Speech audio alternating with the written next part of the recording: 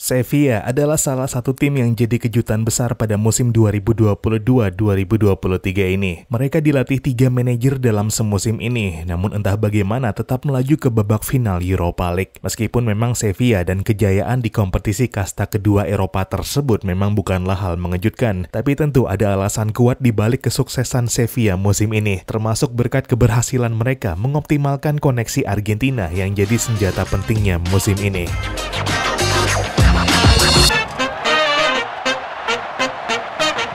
Halo dan selamat datang kembali di Papa Bola. Ya, Argentine Connection memegang peranan penting dalam kesuksesan Sevilla musim ini menembus final Europa League. Musim ini Sevilla sebenarnya mengalami performa yang naik turun. Mengawali musim di bawah juru taktik Julen Lopetegui, Sevilla mengalami 5 kekalahan dalam 8 pertandingan, terutama setelah kekalahan 4-1 di kandang dari Borussia Dortmund di Liga Champions yang berujung pemecatan pelatih yang pada 2020 lalu mempersembahkan trofi Europa League buat mereka. Jorge Sampaoli kemudian dipulangkan menggantikan Lopetegui per 6 Oktober 2022. Namun hanya dalam 176 hari, Sampaoli kembali dipecat setelah kekalahan 2-0 dari Getafe dan membuat Sevilla terpuruk ke peringkat 14 La Liga. Sevilla kemudian menunjuk Jose Luis Mendilibar sebagai pelatih baru, yang ironisnya meski pada 2021 terdegradasi bersama Eibar dan dipecat Alaves semusim kemudian yang akhirnya terdegradasi juga musim lalu, Mendilibar malah sukses mengangkat performa Sevilla yang kini di posisi 9 La Liga. Dan pada pertandingan Eropa pertamanya sejak 2005, Mendilibar membawa Sevilla mengalahkan Manchester United 5-2 secara agregat di perempat final. Dilanjutkan kemenangan agregat 3-2 atas Juventus di semifinal. Jose Luis Mendilibar adalah seorang pelatih tanpa basa-basi yang gemar memainkan sepak bola direct dan sederhana. Umumnya bermain dengan 4 pemain belakang dengan pemain yang saling berdekatan, mendorong ke atas lapangan, menekan dengan intensitas tinggi dan mengumpan secara vertikal ke depan, tidak pernah ke samping atau ke belakang. Gaya permainan yang jauh dari sepak bola modern di Spanyol atau dimanapun, tapi faktanya sangat efektif buat Sevilla. Dan atas keberhasilan tersebut, Marcos Acuña adalah salah satu nama yang bermain paling menonjol. Acuña sebenarnya adalah pemain yang banyak menuai kritikan pada awal musim ini. Performanya di bawah ekspektasi, yang sebenarnya ada andil karena cedera punggung yang dia derita. Tapi para penggemar menuduhnya sengaja nggak tampil 100% agar bisa maksimal membela Argentina di Piala Dunia 2022 yang berlangsung pada November sampai Desember lalu. Acuña membantah segala tuduhan tersebut dan akhirnya menjawab segala keraguan setelah dia terbebas dari cedera. Acuña adalah salah satu pemain dengan menit bermain terbanyak di Sevilla musim ini. Dia memainkan 56% dari menit bermain Sevilla di La Liga dan 96%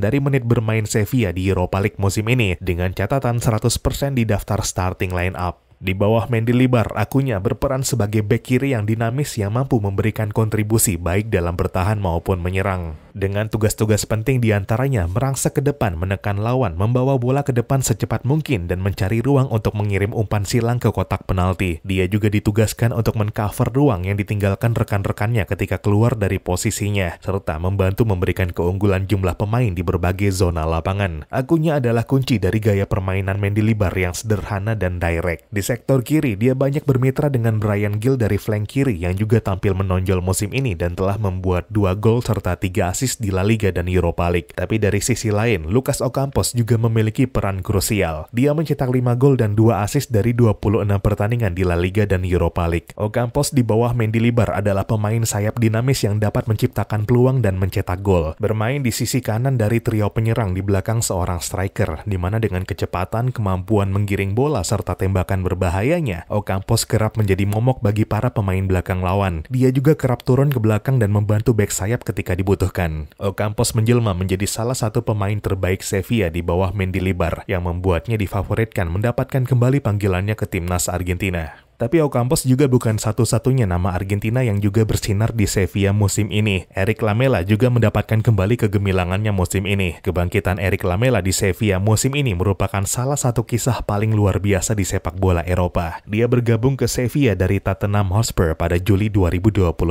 namun mengalami awal yang sulit dalam karirnya di Sevilla, berkutat dengan cedera dan performa buruk di bawah asuhan Lopetegui dan Sampaoli. Namun dia menemukan angin segar di bawah Mendilibar yang memberinya lebih banyak kebebasan dan kepercayaan diri untuk berekspresi di lapangan. Dia bermain sebagai gelandang serang di belakang striker, di mana dia dapat mengoptimalkan visi, teknik, dan kemampuan yang menciptakan peluang serta mencetak gol. Dia menjadi pahlawan Sevilla di babak gugur Europa League, mencetak 2 gol dan 2 assist termasuk penentu kemenangan melawan Juventus di leg kedua semifinal. Meski lebih banyak difungsikan sebagai pemain pengganti, dia sukses membangun kemitraan yang apik dengan Ocampos dan Youssef En-Nesyri di sepertiga akhir lapangan Sevilla. Marcos Acuna, Lucas Ocampos, dan Eric Lamela dengan koneksi Argentinanya berperan besar mengangkat performa Sevilla dari awalnya calon terdegradasi menjadi finalis Europa League. Sementara Gonzalo Montiel dan Papu Gomez dengan perannya sebagai super sub musim ini juga berhasil menambah magis koneksi Argentina dalam sistem Mendilibar di Sevilla musim ini.